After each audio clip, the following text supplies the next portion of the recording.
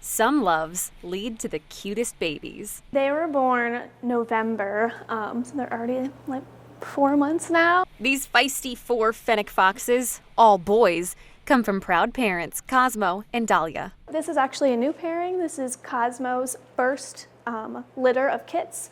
Dahlia has already had a few litters in the past. But as any mom will tell you, taking care of 4 kids can be exhausting. She does take time to herself to nap. New dad Cosmo was a little shy of our cameras, but Grace Wainwright, a swing keeper at Niabi, tells us he becomes very brave when it comes to his kits. Yes, Dad is very protective, especially when you go in there to clean and service and feed them. Don't tell Cosmo, but unlike some fennec foxes in the wild, this pair aren't exactly forever mates. Dahlia has had a couple other partners, and yeah, I mean, she seems to be okay with multiple partners. Altogether, Dahlia has given birth to 9 kits as part of a national breeding program. And although her and Cosmo don't pack on the PDA, They spend most of their time apart, from what I've noticed. their love shines when it comes to their adorable little babies. They love each other, I think, but it's more of a like, well,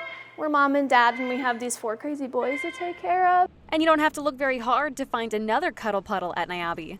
Across the Biodiversity Hall, sisters Tina and Louise spend every moment together. They're such a joy, and our guests were head over heels when they first got to see them. Tammy Schmidt is Niabi's assistant director. She says these Asian short-clawed otters have only been at the zoo for about a year, but it didn't take long to make their presence known. They're a mustelid, so they're constantly leaving their yummy scent all over everything to make sure all the other animals in the forest and in this building really know that they're present and hey, watch out, here we come. These galentines get 4 to 6 meals a day to keep up with their metabolisms. Who doesn't want to have their gal friends over for second and third breakfast? That's what I'm saying. Yeah. When they're not eating or napping, they're chatting. They're constantly communicating in some way, right? They're the way they hold their tail down or up. They're making small little voices and they have the highest pitch, cutest little voices of all the otter species. And it's all love over here. Tina and Louise don't even seem to get in sisterly squabbles. I think the only squabbles that might happen are over a yummy clam or another fish, and because we don't have a boy to mess things up. Speaking of boys to mess things up, They love each other sometimes. it's been a lesson in love and patience for these New Guinea singing dogs. Hugo is the old man, and he is the dominant man. A year ago, young bucks Duke and Tucker became Hugo's new roommates. As you can imagine, That was alpha behavior.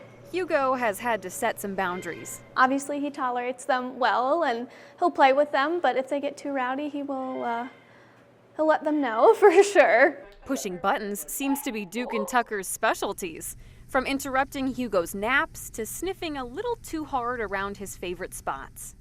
Hugo is definitely way more tolerant of them now. Obviously, he has his moments, but I would too. But after a year of learning to play nice, they've all formed a loving, brotherly bond. They don't cuddle a lot, but they'll sit together in the same space, and that's a really good sign that they're like, okay, I can deal with you. Like, Hugo can deal with the boys pretty well. And outside, at least one half of our final animal pairing is wild about the other. We have all, including Haruto, been very patient. This is Haruto, the palace cat.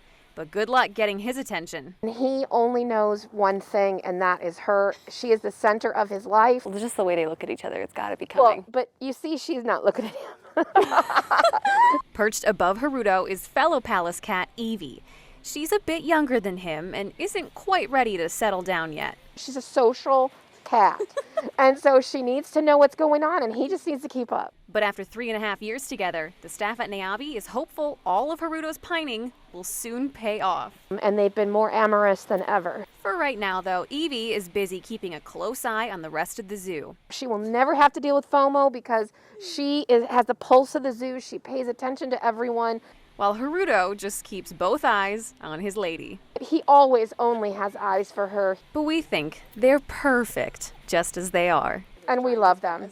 We love them.